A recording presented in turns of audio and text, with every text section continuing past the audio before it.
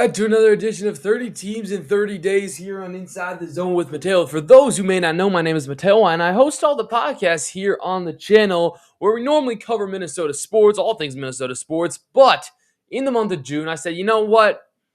There are 30 teams in the NBA. There are 30 days in the month of June.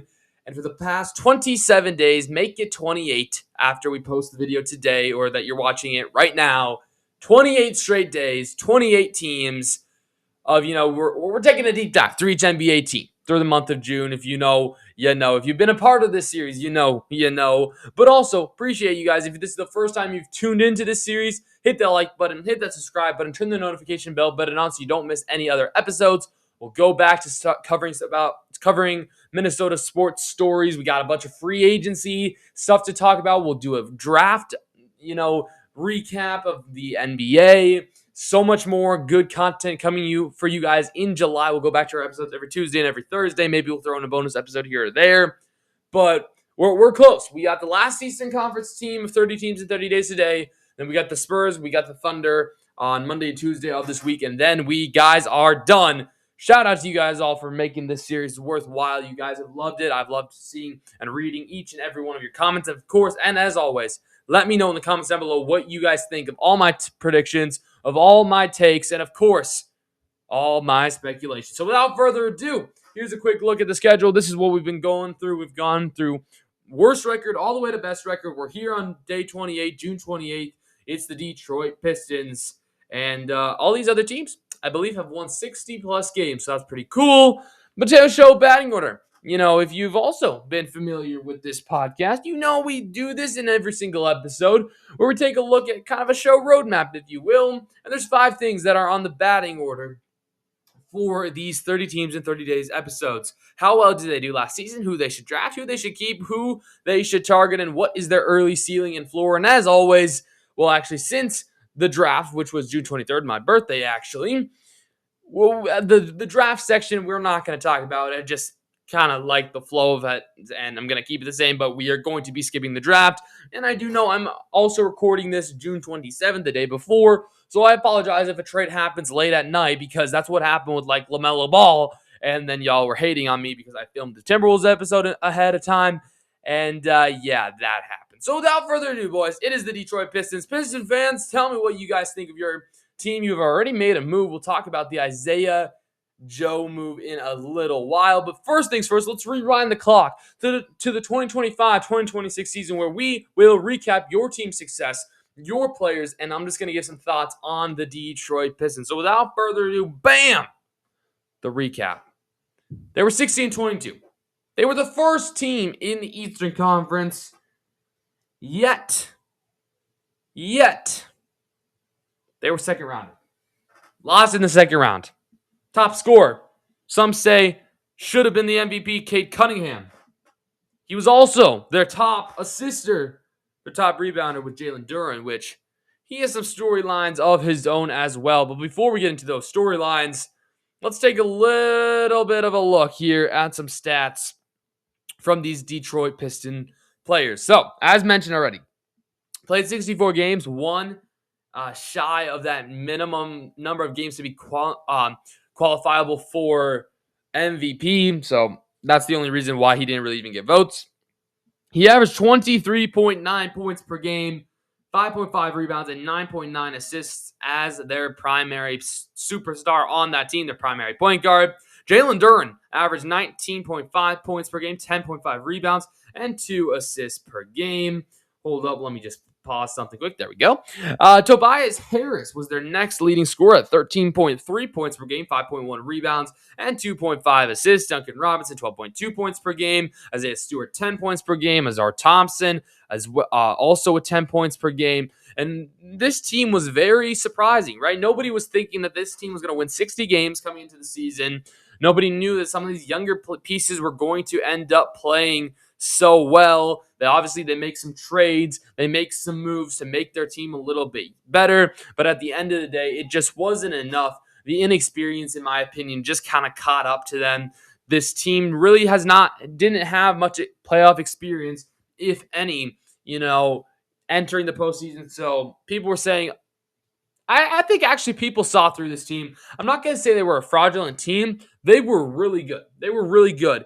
I do think, though, if Cade Cunningham would have been fully healthy, if he hadn't missed so much time, with that collapsed lung especially, if maybe they would have had one more veteran, they definitely had potential to win the East. But at the end of the day, that did not happen. And we're sitting here with some things to talk about. Obviously, Jalen Duren is there's a lot going on over there. Cade Cunningham, I mean, should probably be definitely 100% untouchable. You're not going to move that guy, bro.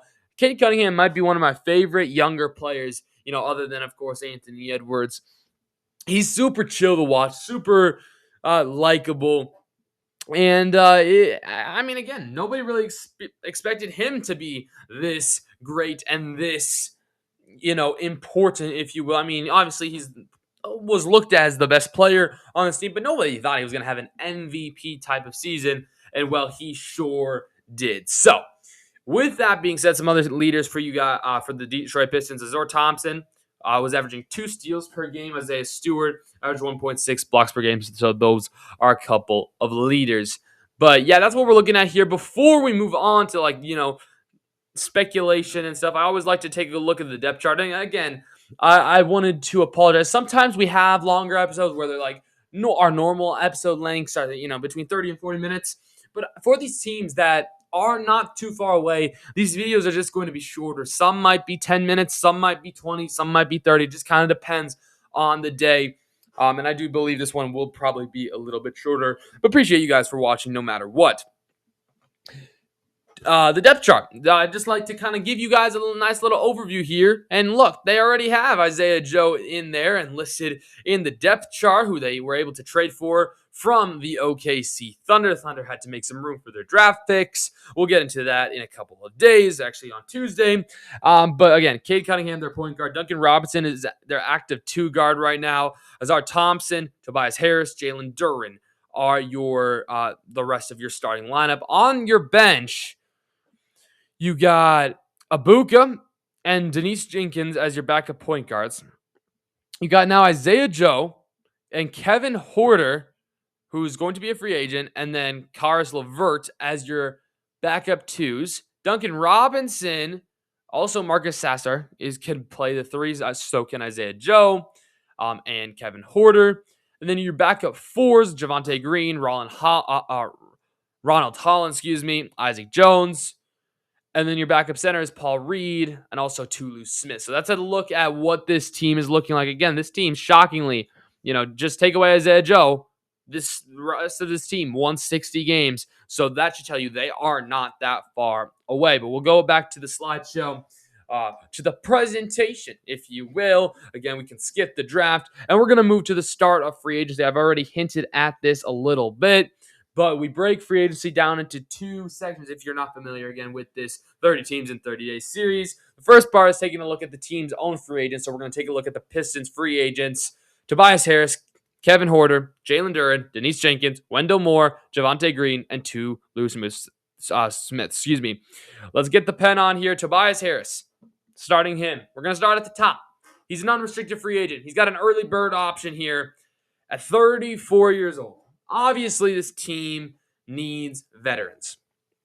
They do. They do need veterans. I don't think he'd be making $26 million.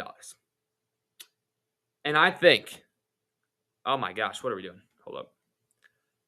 I think the Pistons should re-sign him. I really do. I really don't think you have to worry too much about him wanting $30 million. I think he's legit a 15-year veteran. He might even take a pretty cheap deal. I'd be okay probably even paying him, between $10 to $13 million. I'd be okay with that. Veteran league minimum is like $5 or $6 million for that long of a career. But I definitely think you should keep Tobias Harris around. I cannot say the same thing about Kevin Huerter just because I feel like Kevin Huerter is super replaceable. There's multiple guys out there in free agency that I think you could say, yeah, he could replace Kevin Huerter, or in a way, maybe even upgrade Kevin Huerter's spot. I think of guys like Anthony Simons. I think of guys like that in the shooting guard / small forward market. because there are a lot, especially. And also, you added Isaiah Joe, who could definitely be that replacement. So I'm going to say currently right now, I don't think you should have to worry about re-signing Kevin Huerter. Sure, if you have cap space, you don't want to do anything else, then you re-sign him. But I just don't think he should be a top priority for you. And I know I'm probably going to get a lot of you with that.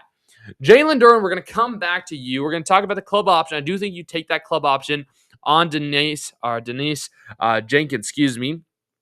And then Wendell Moore Jr., a restricted team option. I think you definitely take that. And Javonte Green, 33 years old, unrestricted free agent, non-bird. That's an easy no. And then Tulu Smith, I think you can definitely take their club option. I think he's a solid forward.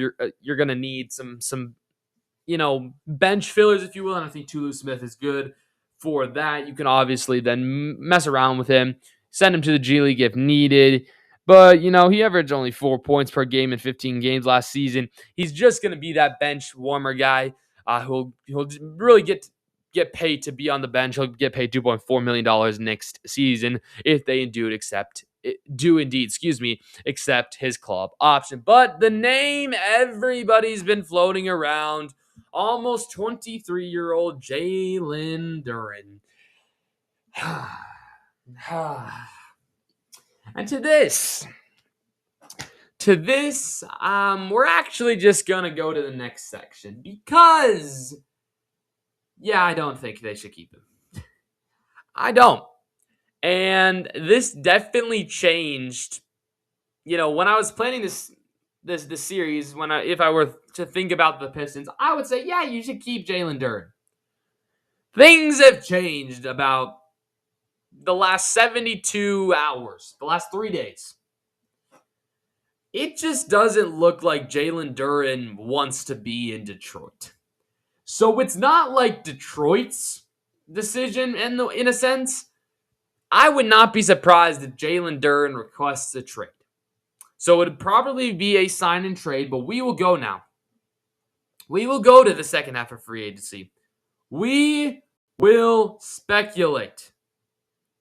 And here's a list of my top targets. Obviously, Isaiah Joe's on there already just because, if you didn't know, they already traded for him a couple days ago. But here's a list of my top targets. Anthony Simons, Mitchell Robinson, Rui Hachimura. Those are all free agents that I definitely think could bring some good depth to the bench, or possibly, if you trade Jalen Duren and you need another center, Mitchell Robinson has shown he has that experience and can be a pretty dang good center. Also gives you experience. But Anthony Simons, Rui Hachimura, you could either have them start. You could also, though, have them come off the bench. And they're definitely favorable contracts. These are the types of guys I'm thinking that could easily replace, if not upgrade, Kevin Huerter's position. And then some trade targets. We got Brandon Ingram and Jaylen Brown, and we will go into the trade machine on fanspo.com to talk a little bit about that. But if you guys like any of these guys, Simons, Robinson, Hachimura, will make a trade technically work in a sense, just because it could work, because I do think the Lakers could be in the market for Jalen Duren. But then Brandon Ingram and Jaylen Brown, obviously both of those teams are in the market for a center. I maybe would have included the Charlotte Hornets, but obviously if they got Naz Reid, that's going to be their center for now. So that could, I don't think we're going to go for a move right there. It could be like a Sabonis and Duren just swap with the Kings and Pistons, but I don't think that's likely, especially if Duren's the one requesting a trade. I don't know if they'd want to throw him to a team that's struggling like the Sacramento Kings. But nonetheless, let's take a look at Fanspo. Let's work around with some trades. Because, man, it's going to be fun. It's going to be fun because he's the 15th most popular player here on Fanspo being traded. Very interesting. Caris LeVert is higher up there. That's very interesting. Excuse me. I got something in my throat, bro. Oh, my gosh. All right, let's go to the Pistons here. Let's figure out what we need to do. And, by the way, he is not under contract. So we're going to have to extend him and then do like a sign and trade type of thing. We're just going to give him like a 4-year. People keep saying like he's going to get like $195 million contract, like $39 per year. I don't know if whoever would have him would pay him that much. I'm gonna go more. I think a little bit more realistic is in that range. But I'm gonna start this year. He's gonna make about $35 million, and then you're gonna raise that a little bit for 38 million, and then I think then you can give him 40 in year 3. And guys, because guess what? He's only like 22, 23 years old. Then you can give him like 42 and a half in that final year. So again, a big contract, $156 million total contract. That's actually below of what I was seeing people were suggesting. They think he could make up to $210 million. But that's what we're going to do for now. I think that's a bit realistic here, and it's just going to make some of the trades a little bit easier. But again, I'm not a GM. I'm not the one putting together contracts. This is just me thinking kind of out loud, if you will. So let's do the Raptors first. Obviously, they're in the market for a center. They need to upgrade. I do think Jakob Poeltl would be included in this just so that the Pistons would get a center. But I also do believe, since they have cap space, they could potentially be in the market for a Brandon Ingram type of guy. Don't think Scotty Barnes gets traded. I don't think they're in the market for Emmanuel Quickly. And I think RJ Barrett stays. So Brandon Ingram, I feel like, could be the perfect fit. But obviously, you're saying, Mateo, how would you get this almost, $60-ish million, and then you're only giving up to 35? Well, yeah, we'll add some more players. I think, I really do think you should keep Isaiah Stewart. I think Duncan Robinson would probably just be the easiest to include here. I want to see where we're at financially. This would fail just because they're actually acquiring. Oh, wait. Yeah, because Jalen Duren had to got and moved. That would make sense. Boys, I'm sorry. We're selling the bag a little bit here. Bam. Would this work? This would not work, actually, financially, as the Pistons are actually acquiring $17 million too much. So maybe it's not a Jakob Poeltl. Maybe it's just going to be Jalen Duren, Duncan Robinson for Brandon Ingram, and potentially, I don't know if you could get a pick, but like a pick in 2032, something like that. Would this work financially? It actually would not, as the Raptors are acquiring 600,000 too much. So that's okay. We can work around here, get rid of Duncan Robinson out of this trade, and it'd be something even like a Caris LeVert, an expiring deal. This would probably work. No, it wouldn't. Why? What? Oh, it's the Stephen rule. All right. Sure. We're just going to get rid of the first. So it could be potentially something like this. Jalen Duren, Caris LeVert for Brandon Ingram. Maybe you include a pick here or there. Maybe you include some more players. I don't know. But again, it's definitely manageable. And this does help the Raptors, I think, more than it helps the Pistons. But you also get Brandon Ingram, who I do think could play a decent role in the Pistons organization. And I do think Mitchell Robinson, trying to go grab a guy like Mitchell Robinson, could actually be very beneficial for them. This is not Mitchell Robinson, whatever. Sign Mitchell Robinson, I don't know, to maybe a 2-3 year deal. He's 28 years old. Yeah, 3-year deal is probably valid for this. His recommended salary is about $12 million. Sure, something like that. Would this work theoretically with all this trade stuff being gone? And it actually would. So you could do something like that. Maybe the Pistons would actually have to add in a pick. Who knows? Because I also don't know what Jalen Duren's trade value is. But I do think that could be an interesting little trade option. We're going to remove Mitchell Robinson now. Let's keep Mitchell Robinson, because I do think if they end up trading Jalen Duren, they're not going to get a center in return. They're going to get another piece, and then they're going to sign a center. And I do think Mitchell Robinson could be somebody like that. So obviously, we'd send Jalen Duren to the Celtics, because I do think Jaylen Brown could be a very intriguing fit over there in Detroit. Obviously, he wouldn't be the number one option. Maybe he would be. I don't know. Let me know in the comments down below. Would Cunningham or Jaylen Brown be the number one option? Both coming off of MVP type of seasons. The Celtics get younger, even more younger than they were already. They get cheaper. 1 for 1. I just want to see where we're at here financially. this is looking pretty solid. This is definitely work. We can definitely work ourselves around this year. About $32 million. We just have to find some stuff to go into this trade. Obviously, the expiring deal of Caris LeVert would work, and then I even think you could throw in Duncan Robinson, and you get and then so excuse me. The Celtics get a decent return. They get some veterans, right? A veteran guard, a veteran forward. Then you got a young center. And by the way, you still have Derek White, you still have Hayden Pritchard, you still have Jason Tatum. I just think it's a very intriguing move. Picks could obviously be included. I'm not going to include picks just because I don't want to mess around with that right now. But do you guys think something like this could work? Do you even think Mitchell Robinson's a good fit for the Pistons? Do you think Jaylen Brown's a good spot for the Pistons? A good fit for the Pistons? Let me know in the comments down below. But those are some definite options. But my most favorite is the Lakers. They are, of course, in the hunt for a center. They need a center basically ASAP, right? That's what Luka wants them to do. That's what LeBron has advised them to do. Obviously, LeBron actually hasn't even re-signed there quite yet. That's very interesting. But the Lakers have a bunch of salary. This would actually probably be fairly easy. And I do think Jared Vanderbilt would obviously be in this deal just to make the contracts work. And then I do think Rui Hachimura could be in this deal. Again, some recommended salaries here for Rui Hachimura. They think he's going to make about 21 per year in his new salary. That would be a little step down from what he was already making. Give him a 3-year deal, 21-ish million per season. I'd raise it up $1 million each year. I like to just kind of do that just so it's not a boring contract. And so something like that would be a total. Hachimura would be about $68 million contract. Hachimura would end up going to the Pistons, who I do think he's a good fit. So Hachimura, Vanderbilt, probably a first-round pick for Jalen Duren. Something like that could hypothetically work.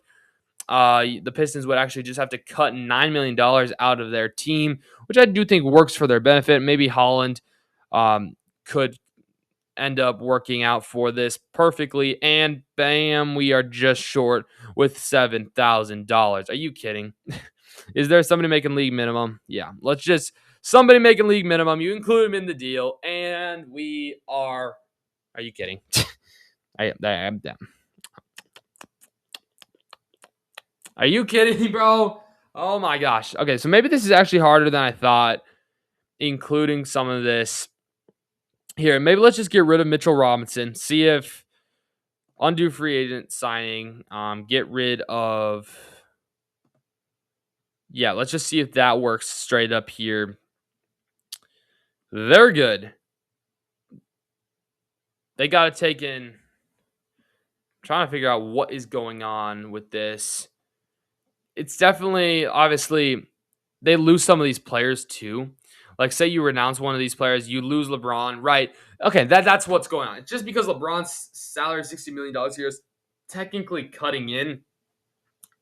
Some of these guys, even like 21 for Maxi Kleber, Luke Kennard's 13. Like, okay, that makes me feel better. And so it's actually much easier. It just is not working right now because of those contracts. So at the end of the day, that actually does make sense. But before we go to our last thing of the day here, I do want to take a peek at what NBA fans are throwing around for some Detroit trade packages, because we focused on Jalen Duren. But are there any other trades that people are suggesting? Let's find that out in a second, boys. But one question here as this loads for you guys: Where do you think the Detroit Pistons are going to end up? Because I don't know what they're going to end up doing. I don't know where they're going to end up in the standings. They're just a very intriguing team. So let me know in the comments down below. Where do you think they're going to end up in the standings? What do you think they're going to end up doing with trades and stuff like that? Because I'm definitely intrigued. The newest trade here on fanspo.com from 7 minutes ago. Trade Lou Dort. Pistons replace the personality of Stewart. So this would have them getting Isaiah Joe and Lou Dort, which I don't know if it's totally possible. But again, you can do it somehow. Oh, wait, this actually wouldn't go through. Be quiet. What are you guys doing? Oh my gosh. Some of these guys that put together these trades, I'm like, what's the thought process behind this? is this having Duran go? This would be failed. And hey, that's actually what I thought. That contract was exactly what I gave him. Hey, I'm not crazy, guys. I'm not crazy. But something like this, Jaylen Brown, yeah, would go to the Pistons. So you could do a 3-team trade. I wouldn't hate that. I wouldn't hate that either. Obviously, the Celtics would be getting some first-round picks. Austin Reeves, obviously, they just re-signed it, but it could be a sign and trade type of thing over there as well. I don't hate that. I really don't, but I do think there are other options available. 29. Jaylen Brown, yeah, going to the Pistons. That's what I had suggested. I don't know if Jalen Duran's in here. Is he in? He is. He goes to the Celtics. Duncan Robinson, a couple firsts. And then Memphis just kind of helps take some salary, gets Isaiah Stewart. Yeah, I mean, again, it's not crazy. It's not out of the question, but let me know, of course, what y'all think. Because I've talked, but I want to know what you guys think for sure. But the last thing before we go here and the episode is, of course, ceiling and floor. There's going to be 2 bullet points. It's going to say without the moves I suggested and with the moves I suggested. So, bam! Without the moves I suggested, I do think this team's ceiling is going to be the Eastern Conference Finals. I don't think this team can get to the finals the way it's constructed right now, even though they did add Isaiah Joe, which I do love, and I didn't get to speak much about that, but I do like that move a lot. However, at the end of the day, I don't know if it necessarily makes their team all the much better. And I think teams like, of course, the Knicks, but the Celtics, the Cavs, and then some of these other up-and-coming teams in the Eastern Conference. And by the way, the Pacers are going to be back. The Wizards, who knows what might happen. I just think there's a lot of other teams that could definitely beat them in a 7-game series. I'm not saying all of those teams that I said could beat them in a 7-game series, but those types of teams, who knows what might happen. So for those reasons, I got to say it's an Eastern Conference Finals team for their ceiling. However, if they make some of the moves I suggested, maybe get Brandon Ingram, maybe get Jaylen Brown, maybe get a guy like Mitchell Robinson, trade away Jalen Duran. I don't know at the end of the day what they're going to do, but with some of those moves I talked about, I do think this team could turn into a contender, right? They could definitely turn into a contender if they make the right moves. They're definitely just missing that one other veteran star. I think if you had to limit it down to one need, it would be a veteran star. And I think you definitely need that just to help with the experience, to help with closing out in playoff games. But at the end of the day, it's not my concern. It's the Detroit Pistons GM's concern, and we'll see what they do. Who knows? Maybe they make a move before I even post this video. But thank you guys so much for watching. Make sure you hit that like button, hit that subscribe button, turn the notification bell button on so you never miss any episodes. And of course, come back tomorrow for the San Antonio Spurs. Victor Wembanyama, what do the Spurs need to do to keep the dynasty going? Or do they need to even start it? Has it even started? I don't know. We'll talk about it all tomorrow. Here's the schedule. We got 2 left, boys. We got 2 left. The Spurs, the Thunder. The 2 teams, as a Timberwolves fan, that I hate the most. But yet, we will still cover them because I will keep my promise to y'all. 30 teams in 30 days. We don't stop. We don't miss it, Lord willing. And actually, that brings me to the end of this episode. Don't forget to keep God first because he's the most important thing in your lives. I'll see you guys all in the next one. Have a great day. Peace.